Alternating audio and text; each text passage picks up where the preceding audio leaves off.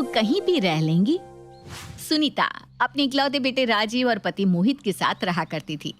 राजीव ने पूरे घर को अच्छे से संभाल रखा था। राजीव की अब शादी की उम्र हो गई थी, इसलिए सुनीता अपने पति मोहित के पास जाकर कहती है, सुनिए जी, मैं क्या कह रही थी कि अब तो हमारा बेटा बड़ा हो गया है, समय रहते अब हमें उसके हाथ पीले कर देने चाहिए।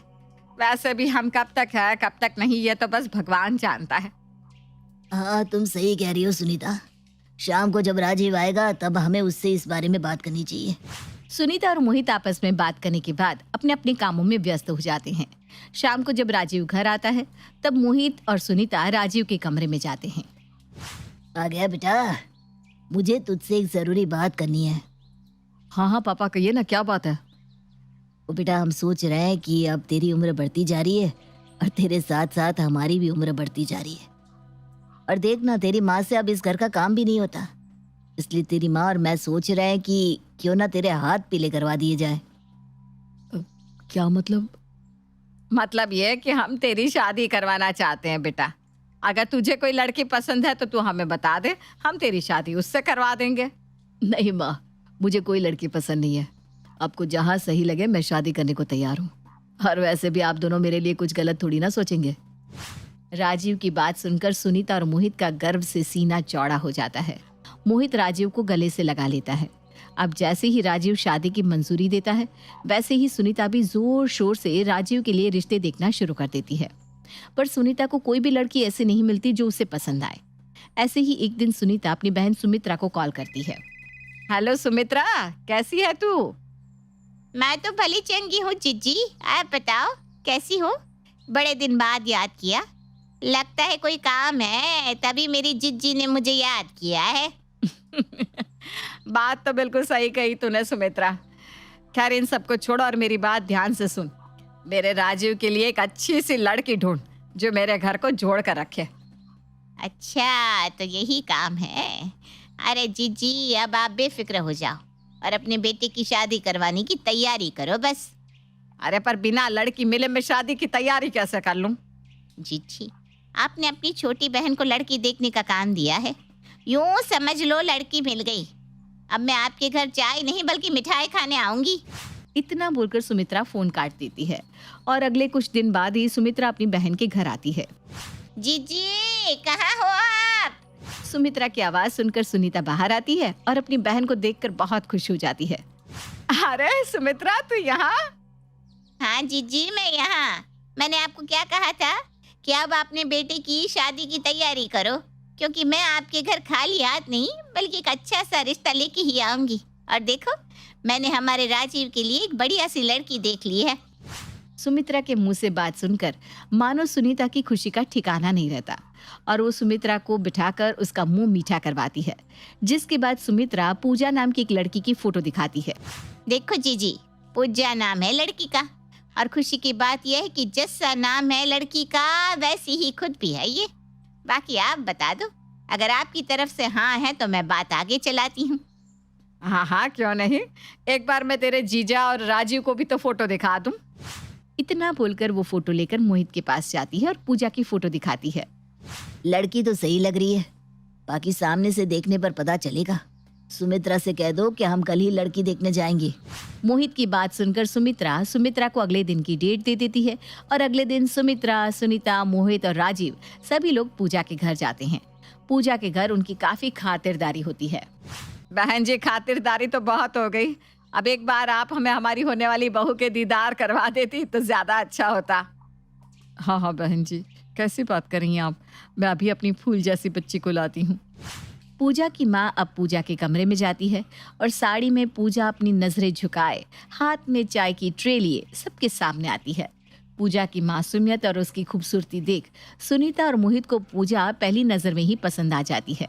जीजी, कहा था ना मैंने, लड़की का जैसा नाम है वैसी ही लड़की है।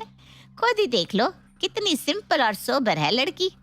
हाँ सुमित्रा, तू सही कह रही है। लड़की तो बहुत अच्छी है, बस राजीव को पसंद आ जाए। बहन जी, पूछ लीजिए आपको जो भी पूछना है। मेरी बेटी बहुत ही पढ़ी लिखी भी है, संस्कार तो कूट कूट कर भरे हैं इसमें। हमारी बच्ची गाय है गाय, ये आपके घर को घर नहीं बल्कि मंदिर बनाकर रखेगी। ये तो बहुत अच्छी बात है भाई साहब। वैसे हमें भी ऐसी ही लड़की चाहिए जो हमारे घर को जोड़ कर रखे। हाँ भाई साहब, और वैसे भी हमारी और आपकी पसंद से तो शादी होने से रही, इसलिए बच्चों को अकेले में बातचीत करने के लिए कुछ देर छोड़ देना चाहिए। हाँ हाँ, क्यों नहीं। इतना बोलते ही अब पूजा की माँ पूजा और राजीव को एक कमरे में भेज देती है। तो क्या पूछना चाहती हो? अब क्या पूछूं, सब कुछ बायोडेटा में था ही। वैसे आपको अपने पार्टनर से क्या चाहिए? देखिए, मुझे आपसे ज़्यादा कुछ नहीं चाहिए। मैं अपने पेरेंट्स का इकलौता लड़का हूँ। बस आप मेरे साथ साथ मेरे पेरेंट्स का ख्याल रखना। रखेंगी ना? मैं आपके घर में आपकी अर्धांगिनी बनकर आऊंगी, इसलिए आपके सभी सुख दुख मेरे होंगे। अब जब सुख दुख मेरे होंगे तो मम्मी पापा भी मेरे ही हुए ना। पूजा की बात सुनकर राजीव के चेहरे पर एक मुस्कान आ जाती है। उसे जैसी लड़की चाहिए थी वैसी लड़की मिल चुकी थी। कुछ देर बातचीत होने के बाद राजीव और पूजा सभी के पास आते हैं और इस शादी के लिए हाँ कर देते हैं। कुछ ही दिनों में उन दोनों की शादी हो जाती है। शादी के बाद पूजा अपने घर की जिम्मेदारियों को संभाल तो लेती है, लेकिन कहते हैं ना कि हर चमकती चीज सोना नहीं होती। ठीक उसी तरह सुनीता के घर का हाल था। ऐसे ही एक रात पूजा अपने कमरे में राजीव के आने का वेट कर रही थी और जब राजीव आता है तो पूजा राजीव से कहती है, सुनिए ना, मैं क्या कह रही थी कि इस घर के कमरे कुछ ज्यादा ही छोटे नहीं है? मतलब देखो ना, हमारा घर इतना छोटा सा है और घर में सामान कितना सारा। क्यों ना हम इस घर को बेचकर कहीं बाहर घर ले ले, बड़ा वाला। तुम्हारा दिमाग तो ठीक है, मेरा बचपन इस घर में बीता है और तो और ये पापा ने बड़ी मेहनत से बनाया है। ना तो मैं इस घर को बेचूंगा और ना ही इस घर से जाऊंगा। तो हम इस कबाड़ खाने में ही रहेंगे? अरे मैंने भी तो अपना घर छोड़ा है। देखो पूजा, मैं यहाँ से कहीं नहीं जाऊंगा, बात यहीं खत्म, समझी तुम? राजीव गुस्से में वहां से बाहर निकल जाता है, पर राजीव के इस बर्ताव से पूजा को बहुत गुस्सा आता है। समय बीतता है और एक दिन जब सभी खाना खा रहे थे तभी एक बार फिर पूजा सभी के सामने कहती है, माँ जी, बाबूजी, मैं क्या कह रही थी कि क्यों ना हम इस घर को बेचकर कहीं और चले। सभी खाना खा रहे थे पर पूजा की बात सुनकर सभी खाना खाना छोड़ देते हैं और पूजा की तरफ देखने लगते हैं। मैं ये बात इसलिए कह रही हूँ क्योंकि ये घर काफी छोटा है और इसमें सब कुछ हो नहीं पा रहा है। मैंने तुमसे कहा था ना, इस बारे में बात आगे मत करना। तुम मेरी बात सुनती क्यों नहीं हो? अरे इस पे चिल्लाने वाली बात क्या होगी? मैं तो हम सबका सोचकर ही कुछ कह रही हूँ ना। अभी इस घर के बारे में सोचने के लिए मम्मी पापा है, इसलिए तुम अपना मुंह बंद रखो। हाँ हाँ, क्यों नहीं। अरे आज तक अपना मुंह बंद ही तो रखती आई हूँ मैं। मम्मी पापा का क्या है, वो तो आराम से अपने कमरे में रहते हैं। परेशानी तो हमें आती है। कल को हमारी फैमिली होगी तो हम बच्चों को अपने कमरे में रख देंगे और हम दोनों हॉल में सो जाएंगे, ठीक है ना? क्योंकि मम्मी पापा को तो कोई दिक्कत नहीं आनी चाहिए, उन्हें उनका कमरा मिलना चाहिए। ठीक है, हम बाहर रह लेंगे, खुश। पूजा ये बात बोल ही रही थी तभी राजीव गुस्से में उसके ऊपर हाथ उठा देता है और खाना वहीं छोड़कर चला जाता है। पूजा भी रोते हुए वहां से अपने कमरे में चली जाती है। घर का ऐसा माहौल देख सुनीता और मोहित की आंखों से आंसू बंद होने का नाम ही नहीं ले रहे थे। अजय, आप चुप हो जाइए। क्या हो गया अगर बहू ने ऐसा बोल दिया तो? ऐसे भी बहू सही तो कह रही है। आखिर ये घर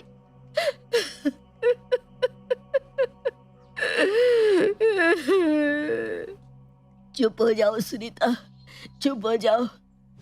सुनीता और मोहित भी अपने कमरे में चले जाते हैं और अगले दिन वो दोनों राजीव के पास आते हैं और उसे समझाते हुए कहते हैं, राजीव, तो बहू के साथ वहाँ चला जा जहाँ बहू कह रही है, और वो सही ही तो कह रही है। घर सच में बहुत छोटा है। बहू बड़े घर से है, वो इतने दिन यहाँ रही, यही बहुत बड़ी बात है। पर अब शायद वो एडजस्ट नहीं कर पा रही है। पापा ये आप क्या कह रहे हैं? मैं आप लोगों को छोड़कर उसके साथ कैसे जा सकता हूँ? बेटा, ये बहुत छोटी जगह है, तुम लोग यहाँ मत रहो, क्योंकि मैं नहीं चाहती कि तेरे और बहू के बीच कोई दरार आए। वैसे भी हम नहीं जानते कि हम कितने साल और जीने वाले हैं। बेटा तू जा, तुझे अपनी पूरी जिंदगी बहू के साथ बितानी है, इसलिए तू बहू की बात मान और यहाँ से चला जा। तेरे सिर्फ यहाँ से जाने से तेरा और हमारा रिश्ता खत्म थोड़ी ना हो जाएगा। जा बेटा जा, तुझे तेरे बूढ़े माँ बाप की कसम। अपनी माँ की बात सुनकर राजीव अपनी माँ और पापा के गले लगकर बहुत रोता है, पर आखिरकार वो पूजा के साथ अपनी माँ का घर छोड़कर चला जाता है। बेटे के जाते ही मोहित दरवाजे पर ही घुटने के बल बैठकर फूट फूट कर रोने लगता है। उसे समझाते हुए सुनीता कहती है, बस भी कीजिए, बेटे बहू का जाना जरूरी था, क्योंकि उसको अपनी आगे की जिंदगी हमारे साथ नहीं बल्कि बहू के साथ बितानी है। हमारा क्या है, हम आज है कल नहीं। उसकी बात सुनकर मोहित सुनीता को गले से लगा लेता है और फूट फूट कर रोने लगता है। इस तरह एक माँ बाप से एक बेटा अलग हो जाता है।